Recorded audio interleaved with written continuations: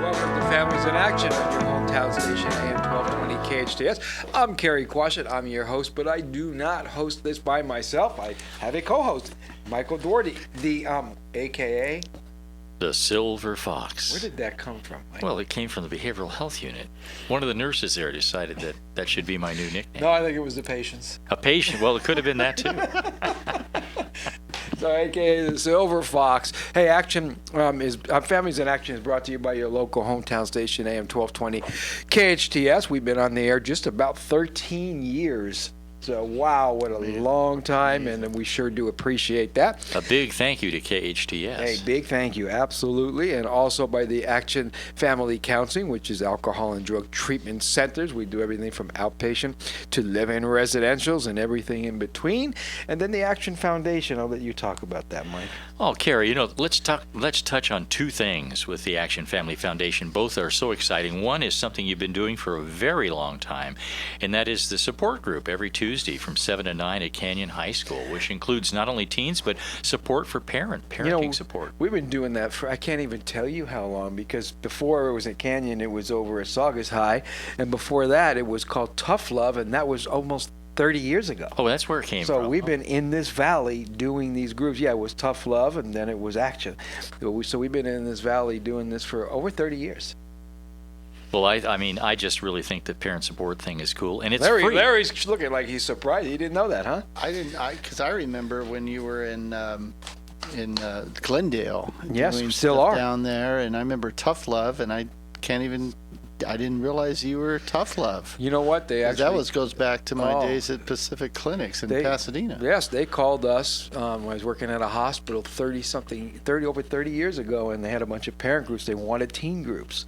So I started one, and then I flew all over the country starting teen groups for Tough Love. Oh, okay. So I was the trainer for them, and then it eventually went into, and then I helped Dennis Poncher with Because I Love You. Okay. So you're involved in that. Yeah, so I was involved in all of that, and then we created Action about 20 years ago, and that's what it's been ever since. I guess we're just old timers, You know what? we're reminiscing about stuff 20, 30 years ago. I wasn't going to tell anyone, Larry. Problems don't go away, And by the way, for our listeners, the Larry you're talking to is our special guest, Larry Schallert from the College of the Canyon COC Student Health and Wellness, who has some very special things to talk about today as we continue with May's Mental Health Month. He always does. He does. Hey, when I see him walk in here, I smile. Try to bring something for you every time. We were especially smiling today because he walked in about 10 seconds before we went on the air. He pulled a me, didn't he? Well, we had a crisis, and at the college things happen, and when things happen, you got to handle it, and that's.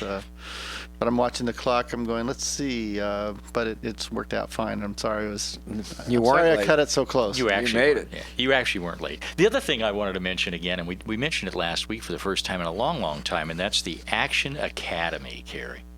Yes, we have. It's people say the Action High School. It's not a high school. It's a middle school and high school. It's over at the Action Intensive Outpatient Clinic. Right now, we're serving up to 12 kids. And it's a safe school. It's a school where if you don't want to be around all the craziness, if you don't want to be any temptations of drugs or alcohol, it's a complete sober school. So even I say high school, and they have all the academic stuff going on, but they also have the alcohol and drug treatment stuff going on at the same time, and they're drug tested. So it's been extremely successful. In fact, I think we're the only drug treatment center that partners with a school district and does this. That's excellent. And we're actually looking at adding to it and getting more kids, are doubling the size, so it's really pretty exciting. And what's the phone number of somebody now? They don't call Action; they call the school district, right? Yeah, they call the school district directly. Yeah, and they can get their kid. Right now, there's a waiting list. Sadly, wow. Yes, like I said, we're hopefully going to look into fixing that pretty soon. Very good. It's pretty cool stuff. It's a very exciting very thing. That's forward-looking program there. Yeah. It's cutting edge kind of thing that we're doing here in Santa Clarita. It really is. And we always had the residential and the intensive outpatient, but the pieces for kids, it's different. Because an adult, I can do an intervention on you, send you to rehab. You spend 2 weeks or 30 days. You come out. You got this loving wife. You got a job. You got support. And you can take care of business, follow your aftercare. You have a pretty good shot.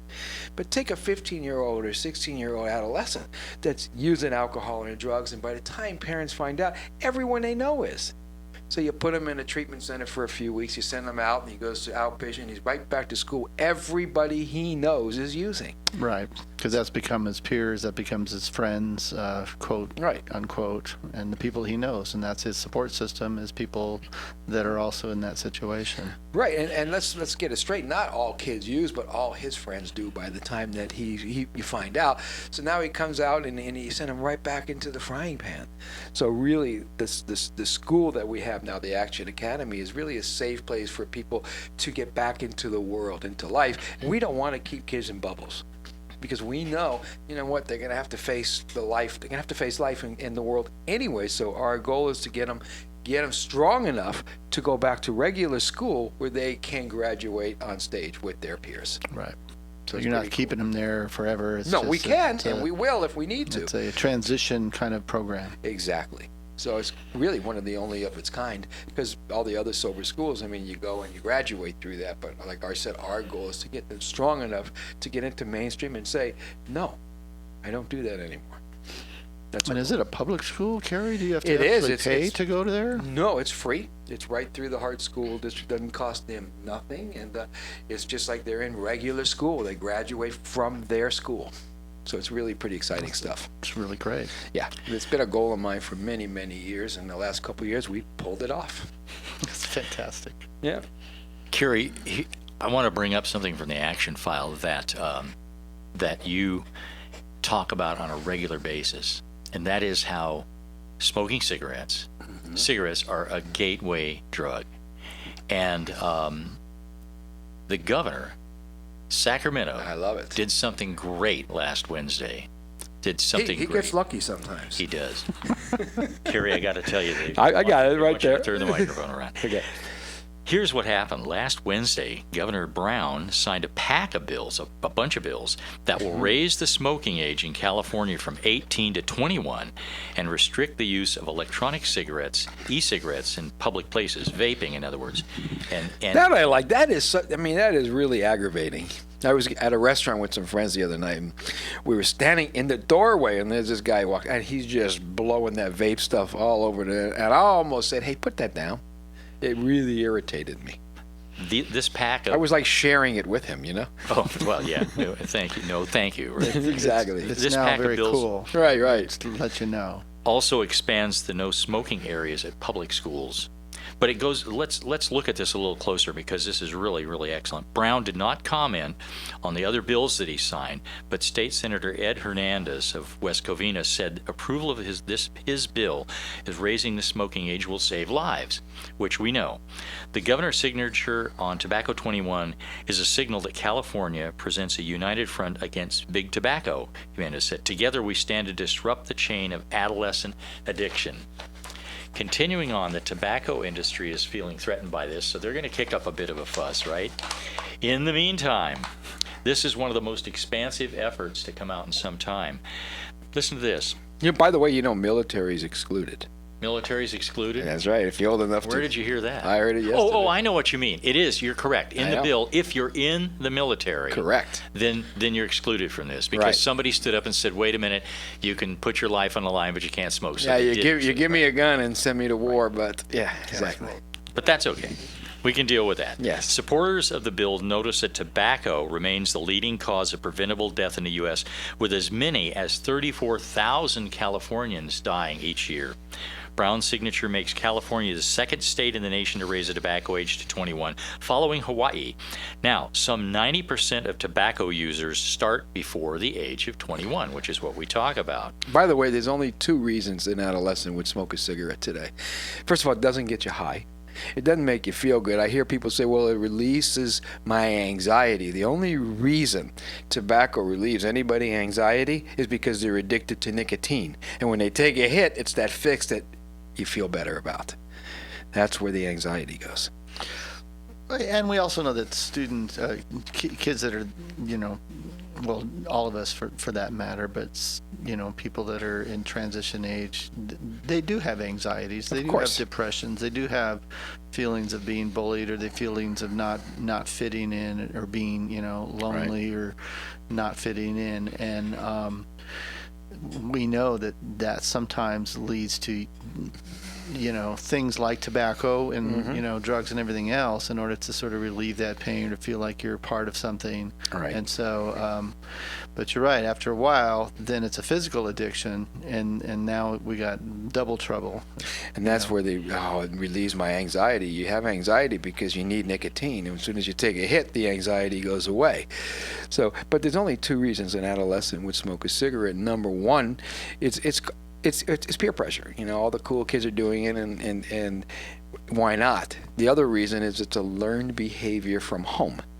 Mom or dad or somebody does that. And when we're young, you can jump in and help me with this one, Larry. We all have contracts. When I grow up, here's things I never want to do.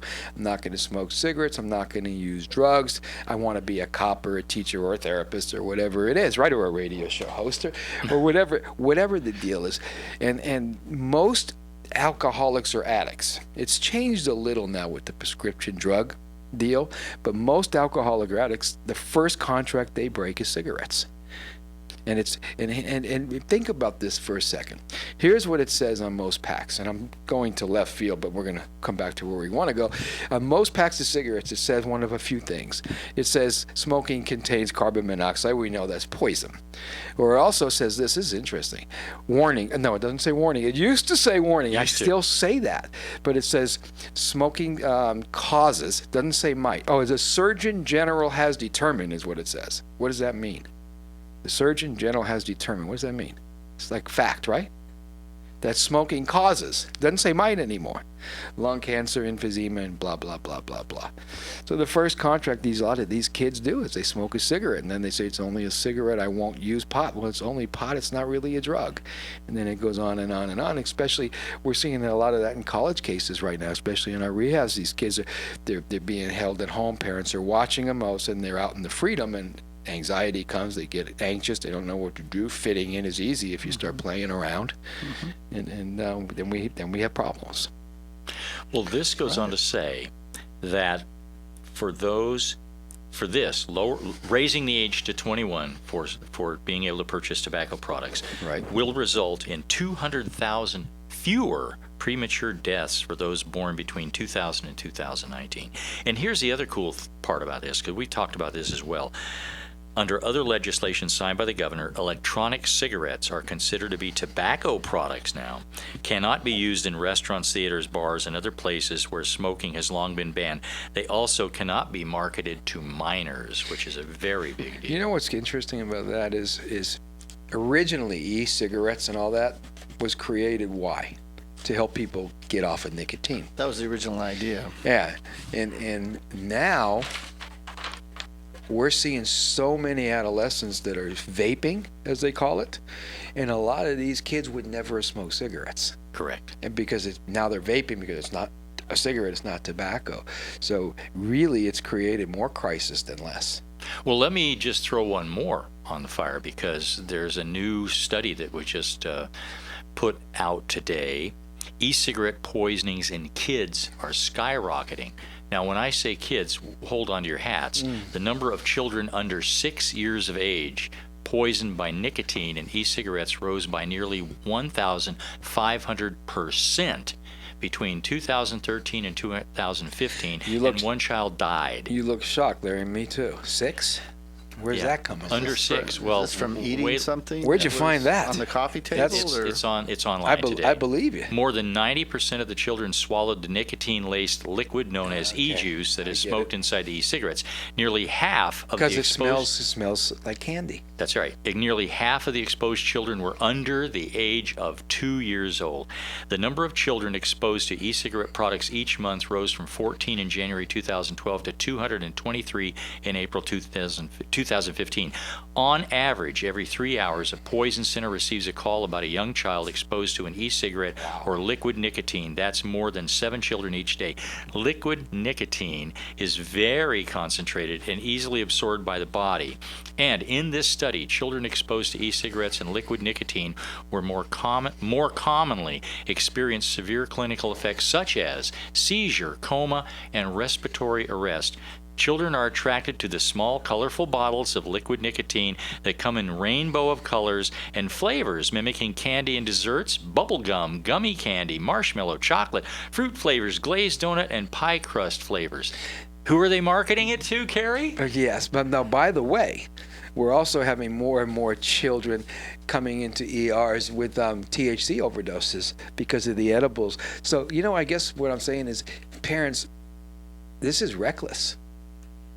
It really is. This is reckless. We're having kids that are getting poisoned by this tobacco kind of juice. We have kids that are getting poisoned by the THC edibles that you have.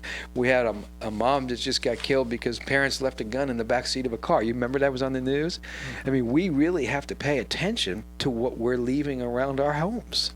And that's exactly what's causing this problem, is that they accidentally forget, they leave it on the coffee table or whatever, and their child comes along and sees this. It's the same problem as these laundry detergent capsules, because they look like candy, so the children ingest them. But this appears to be more lethal because it gets absorbed into the body quickly, which is the whole purpose for having it in the vape, and then these kids think it's candy. And here's a little 2-year-old child having a seizure suddenly. So you ask us why we're spending 20 minutes talking about this. And it looks like candy to teenagers too. We're marketing with like multiple flavored. So it's just this cool little thing with electronics, and we're smoking it, and it's not really.